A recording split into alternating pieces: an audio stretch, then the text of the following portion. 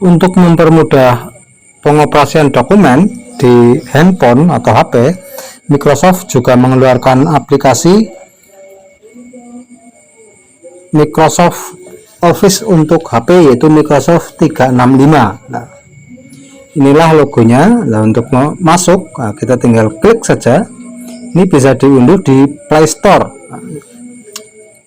Setelah masuk, inilah tampilan pembukanya. Kalau untuk membuat dokumen baru, berarti kita tekan tanda plus atau buat ini. Nah, tanda plus atau buat. Nah, di situ sudah lengkap, terdiri dari Word, Excel, PowerPoint, PDF, dan form. Nah, untuk kali ini kita akan membuka yang pertama, yaitu Microsoft Word. Nah, untuk Word kita tinggal pilih aja yang Word ini, kita sentuh. Di dalam Word juga ada 3 item, yaitu pindai teks, yaitu semacam scan dokumen kosong, dan buat dari template. Nah, di sini kita membuat dari dokumen kosong saja. Ini kita sentuh dokumen kosong.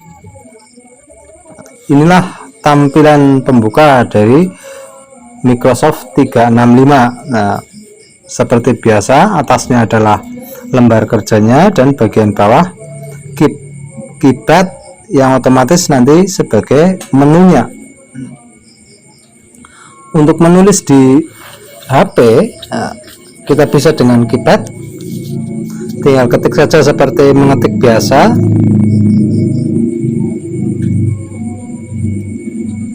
Nah, seperti itu. Namun di sini akan lebih singkat jika sebuah kalimat-kalimat yang panjang itu kita mempergunakan voice recorder, itu merekam langsung tertulis. Voice recorder itu biasanya bergambar mic. Nah, itu di bagian bawah sebelah spasi, kita tekan saja untuk melakukan voice recorder. Nah, kita tekan. Nah, disinilah untuk mulai kita dengan cara diketuk untuk berbicara. Saya akan coba ketuk untuk berbicara dan saya akan langsung bicara nanti. Pembelajaran Microsoft 365 dari Microsoft Office. Pengetikan di HP lebih mudah mempergunakan voice karena kita bisa dengan bicara langsung, teksnya tertulis di lembar kerja. Itulah kehebatan dari Microsoft, kita bisa mengetik sebuah naskah tanpa mempergunakan keyboard tapi dengan voice. Kalau kita sudah selesai, kita tekan sekali lagi mic-nya. Itulah untuk mengetik di lembar kerja, sedangkan pengaturan-pengaturan lainnya akan dibahas setelah kita selesai melakukan voice recorder. Untuk keluar kita tekan tanda back, ini kembali yang bawah ini. Pada voice recorder itu tidak ada enter, berarti kalau memang kita mau mengetikkan secara kontinu, lebih baik kita tekan sembarang area, kemudian kita tekan pada keyboardnya enter berulang-ulang sampai banyak, sehingga pada saat nanti melakukan voice recorder kita bisa continue, tidak perlu keluar, hanya untuk menekan enter. Menu untuk pengaturan lembar kerja itu berada di bawah. Itu menu utamanya itu yang tampil pada roll bagian bawah ini. Kita bisa yang pertama mengenai font, yaitu membuat bold, italic, underline, dan membuat stabilo serta warna huruf ini. Kemudian ada bullet numbering, ya, untuk membuat bullet numbering, dan pengaturan margin. Di sini juga ada untuk menyisipkan gambar, melakukan scan, dan pembuatan tabel. Namun untuk menu utamanya, kita dengan menekan tanda segitiga yang di sebelah kanan itu kita tekan saja, dan inilah menu utamanya yang terdiri dari beranda, kemudian sisipkan gambar, tata letak, dan tinjau serta tampilan. Nah, ini saya akan mengoperasikan satu persatu. Misalnya pendahuluan ini. Nah, Untuk mengeblok, kita sentuh 2 kali pada teksnya, sedangkan jika lebih banyak lagi yang akan kita blok, kita geser saja tanda balonnya ini seperti ini. Nah, di sini saya cuma akan mengoperasikan pendahuluan. Pada pendahuluan ini akan saya buat tebal, huruf kapital semua dan berada di tengah. Kita buka saja menunya, ini tebal berarti bold, B-nya ini ditekan, dia tebal. Terus hurufnya ukurannya lebih besar, berarti pada Calibri ini kita tekan dari 11 kita ganti menjadi 16, dia menjadi lebih besar. Fontnya katakanlah semuanya ini, semuanya berarti sorot semuanya akan saya ganti menjadi Times New Roman. Nah, ini font ada apa enggak Times New Roman, kayaknya T paling bawah kayaknya harusnya.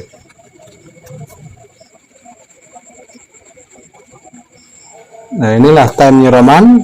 Nah, ini berarti sekarang sudah Times New Roman, judulnya 16 dan teks isinya itu akan saya rubah jadi 12, berarti disentuh 2 kali, sorot seperti ini, klik segitiganya. Nah, angka 11 pada Times New Roman ganti menjadi 12. Sekarang sudah menjadi 12. Kemudian pada judul ini mau saya bikin rata tengah, berarti ketik menunya, nah kita pilih inilah, di roll ke bawah, ini rata tengah, berarti ini sangat mungkin kita akan merubah sebuah teks yang tadinya huruf kecil mau kita rubah menjadi huruf kapital. Nah, kita pilih performa lainnya, ini kita sentuh saja, inilah ada ubah huruf besar atau kecil. Nah, kita sentuh lagi, ini kita ubah menjadi huruf besar, ini yang huruf besar ini. Sekarang pendahuluan sudah menjadi huruf besar.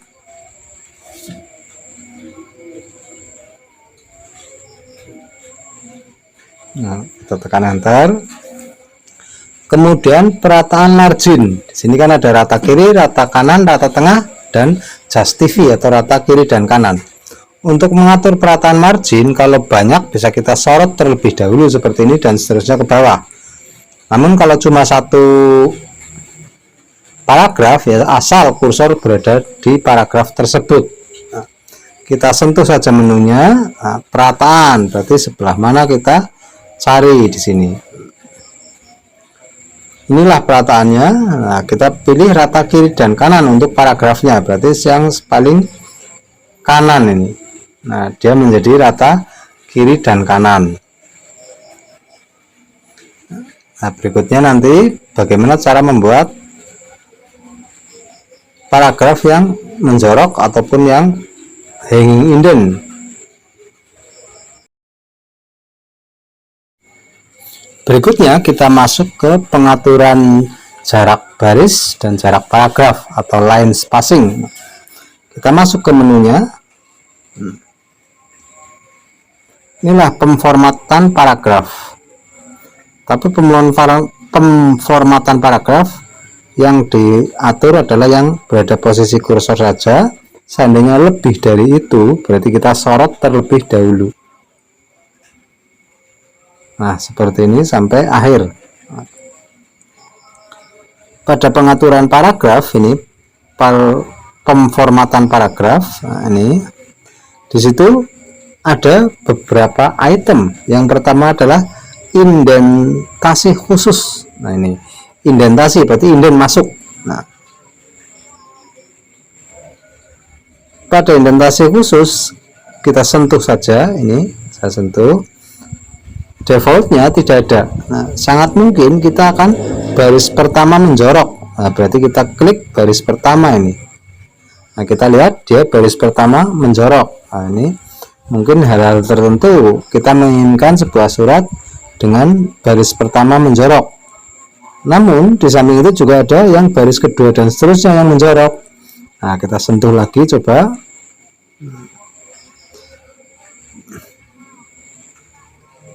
Nah, ini yang menggantung ini.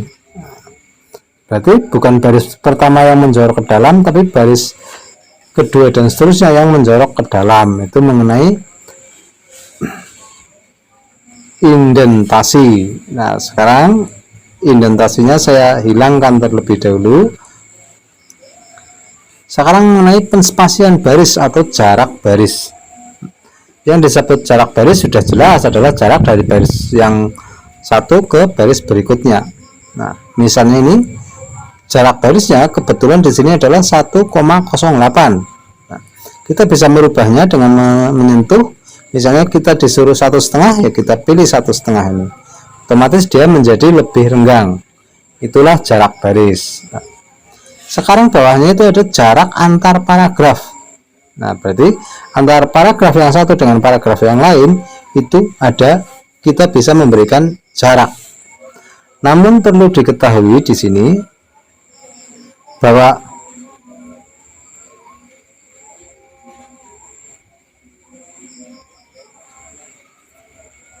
jarak antar bawah paragraf menurut aplikasi ini adalah jika kita menekan enter. Nah, berarti antara pendahuluan dan latar belakang, nah, itu masing-masing dianggap paragraf tersendiri karena kita menekan enter. Begitu juga untuk paragraf bawahnya. Berarti satu kali kita menekan enter dianggap satu paragraf. Nah, ini. Nah, sekarang akan saya coba. Berarti di sini akan saya blok terlebih dahulu. Mengeblok tidak perlu dari awal, asal sudah masuk ke paragraf tersebut. Menunya saya buka. Nah, pemformatan paragraf saya sentuh. Agar terlihat jarak barisnya mau saya bikin 1 terlebih dahulu. 1. Nah, inilah terlihat di sini ada jarak antar paragraf ini. Jika kita tidak menginginkan jarak antar paragraf karena isi teksnya adalah satu-satu, kita bisa membuangnya. Nah, kita sentuh saja menunya, ini pemformatan paragraf. Nah, ini di sini masih ada karena bagian bawah itu kita bisa hapus spasi sesudah paragraf. Ini paling bawah, hapus spasi. Nah, sekarang tidak ada jarak antar paragraf yang pertama dengan yang kedua nggak ada jarak. Nah, begitu juga antara pendahuluan dengan latar belakang tidak ada jarak. Jika kita menginginkan ada jarak, ya kita pemformatan paragraf kita sentuh, terus tambahkan spasi. Nah, tinggal kamu pilih spasi sebelum paragraf atau tambahkan spasi sesudah paragraf. Nah, misalnya sesudah paragraf. Nah, dia jadi agak renggang. Itulah pengaturan paragraf termasuk jarak baris dan jarak antar paragraf.